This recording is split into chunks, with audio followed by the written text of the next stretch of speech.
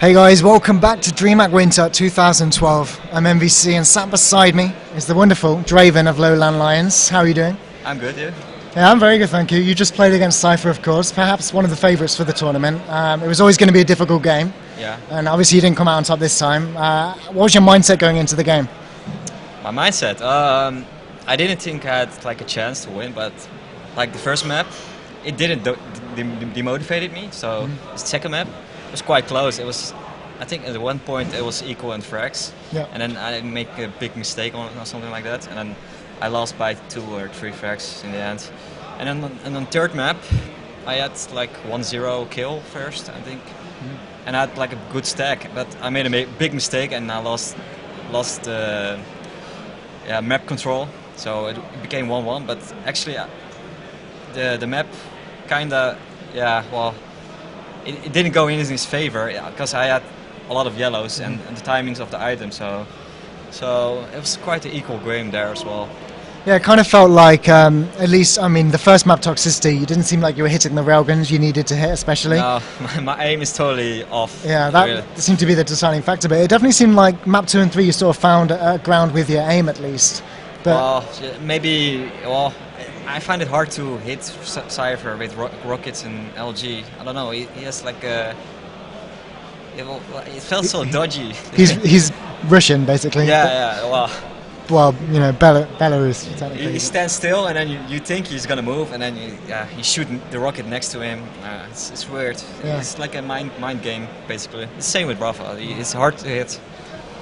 Well, one of the things we noticed, aside from obviously the accuracy issue on first map, was the deciding factor seemed to be a lot on the mega health timing. It seemed like you had control quite often, especially on Blood Run. There was a moment you had complete map control, and then you took the previous mega health as well, and then it seemed you just gave position up to Cypher.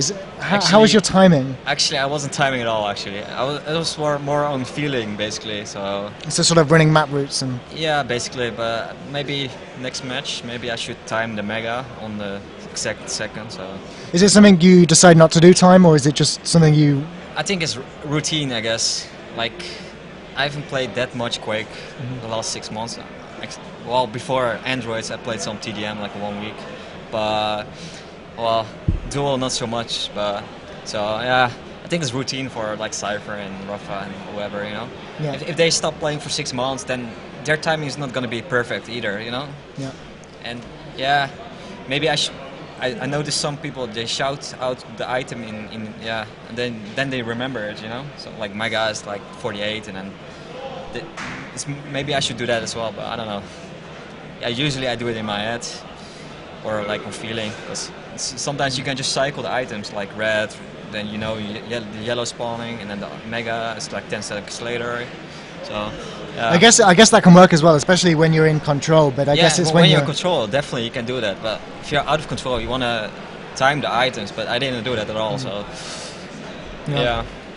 That's fair enough. I mean, you're obviously a bigger, I'd say, TDM and CTF player. You're definitely more of the team man. Yeah, that variety. Well, in the beginning of Quake Live, I was more motivated to play duel because TDM and CTF didn't have much maps at all. Like, I mean, yeah, TDM and CTF were horrible in the beginning of Quake Live, so I was playing duel only, and I think I was much better and more motivated to play then. Yeah. And now not so much. Yeah.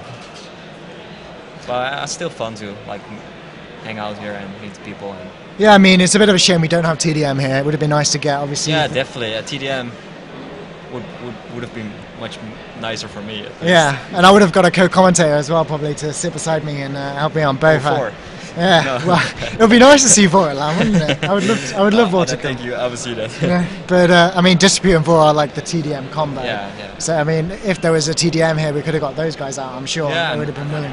I mean, like Purry and they would have come probably as well. But I think he has a new job, and I think Purry is pretty good at shoutcasting TDM as well. So yeah, I think I watched him do a couple of Adroits games in TDM. Yeah, I did the finals, but I'm not so like experienced in shoutcasting that much. So I don't know what to say that much at this timing. I need to like think before I say something. Yeah, because it's not my native language. Yeah.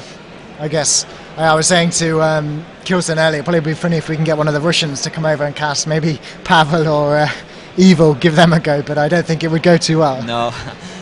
Probably. Russian, Papa just says good, good, or hello, you know, like when you say hello, he says hello, hello, and then nothing, you know. But those guys are helping out with the Russian stream, so if you are Russian and you want to watch that. You got one Russian cook, his English is pretty good, so you could ask him. Yeah. But I think he's shoutcasting on the other stream. I think he's helping with the Russian stream. Oh yeah, okay. Yeah, I think Frozen was supposed to come out and bring all the PCs and everything, and then and then he didn't come, so they didn't have a PC or anything like that. Mr. Faceblood. Yeah, so I think there's a combination of me, Firebot, and Trance in the Good Studio, like throwing them what we've got at the event to try and make it work. So I think they've got a stream up. I've given them a couple of Foppa, I met him on Android. He's a really nice guy. Yeah. But he talks a lot. Yeah. But he's a really nice guy. I mean, that's one of the good things about the Quake scene. I mean, on IRC, you think he's like a bad guy or something because he threatened, well, not threatened, like people like, he had like a bad name. But in real life, they're really nice guys. So I think it's one of the good things about Quake is you get all the trolling on ES Reality or wherever you happen to be, but when you see everyone at events, it's a good atmosphere. And if you've never been to a DreamHack, I think I can speak on behalf of you. You should probably come and check it out. And hopefully there's more Quake in the future as well to do that. But, yeah, definitely. Your next game is going to be Weirkovin actually against Pavel. I mean, Cypher or Pavel, who'd you prefer to play? Wow. Have you played much against Pavel? That's another question. Not at all actually. Yeah. I'm not sure because I sometimes watch the streams like Zotac. It used to be Zotac, now it's Faceit. But I haven't followed Zotac Faceit that much. So, but Pavel with 100 ping, his aim is incredible with that ping, really. And yeah, I think what I've seen. I think last DreamHack he gave Cypher really good games. I think he almost beat him, last DreamHack. I think that's the thing, isn't it, with the latency. Obviously you're playing online, they're playing from Russia, but there was always a bit of a debate on what ping is ideal to play on, because some people were saying they prefer to play on latency of 50 or 60 as opposed to 30. I always want to play on the lowest. Yeah. But I remember the jump from 200 ping to 30 ping back in the day. That was insane. Yeah. So, I mean, I imagine 100 to what is effectively 3 to 4, I think, here on LAN servers. Yeah, like 5 to 1. Something like that, between that. Yeah, so it's a really good environment to play Quake in. And it feels, I don't know, the game just feels so much smoother, it seems, as well. Yeah, definitely. Well, if you have good monitors, that is. So, I mean, I guess after the event we're going to be running a free-for-all. I keep mentioning it to everyone. What? Free-for-all? Yeah, I've got a mouse and a couple of other things to give away. So cool. Hopefully we can get some of the Quake players involved, but I guess you'll be up for that?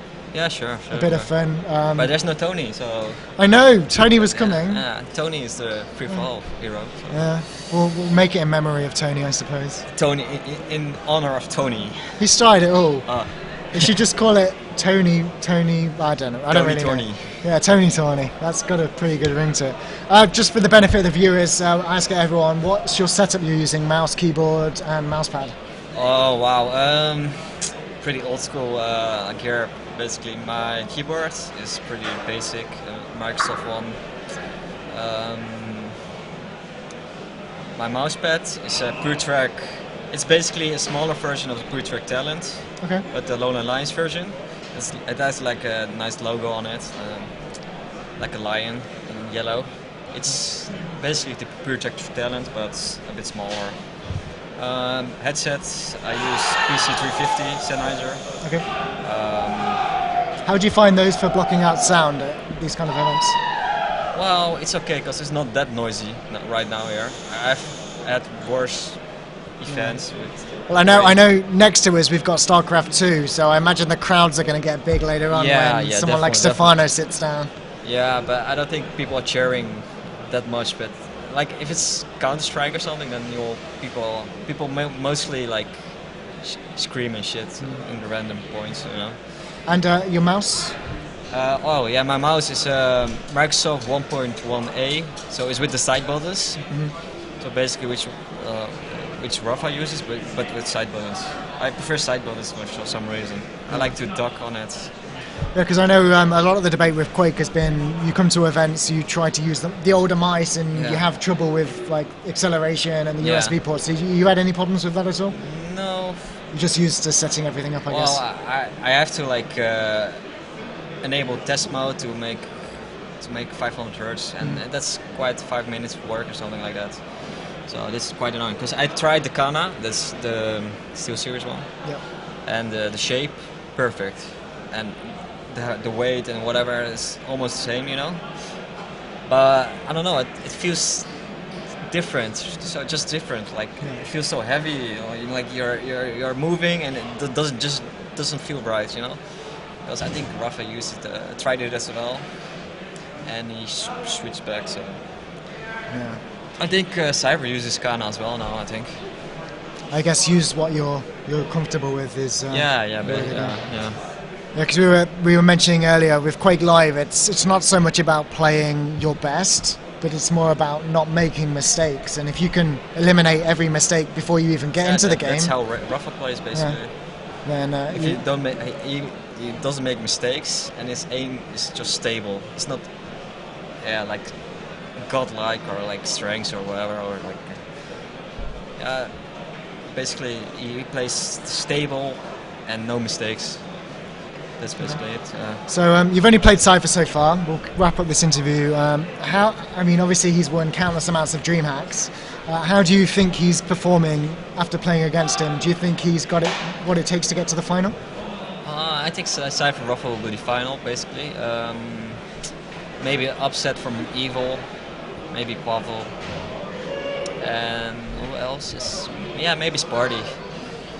Yeah, I spoke to. But in group stages he plays really well. Like his aim is good, and then the further the games go on, like quarterfinals, semifinals, I don't know. He kind of slacks off, you know.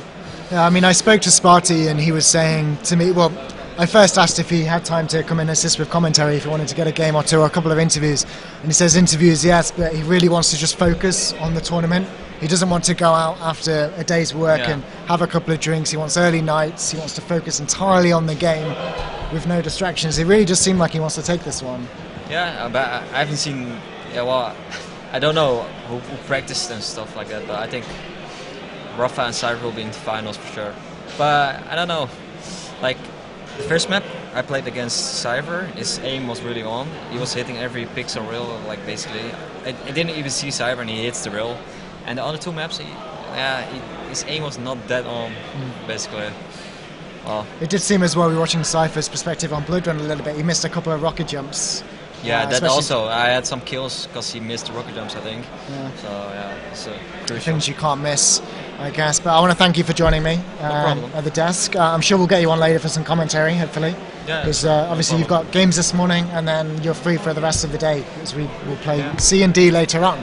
Yeah. So I have to play my game, so. Yeah, good luck, have fun, get some preparation, and thanks, man. We'll see you in game, I guess. Draven, everyone. I probably kept him for a little bit too long. He's due to start playing in 5 minutes, but it looks like Pavel's only just sat down as well, so I'm sure he won't hate me too much. But yeah, Draven's really cool. He's one of the best people to talk to at LAN. Always gives great answers. So hopefully we can get him back later on, and definitely for some commentary. So if you have any questions for Draven later on when we do some commentary, prepare them. I'll try and get them out. But for now, guys, we're going to prepare for the next game. Hopefully things will go smoothly, and we'll catch you very soon for more here at DreamHack Winter 2012.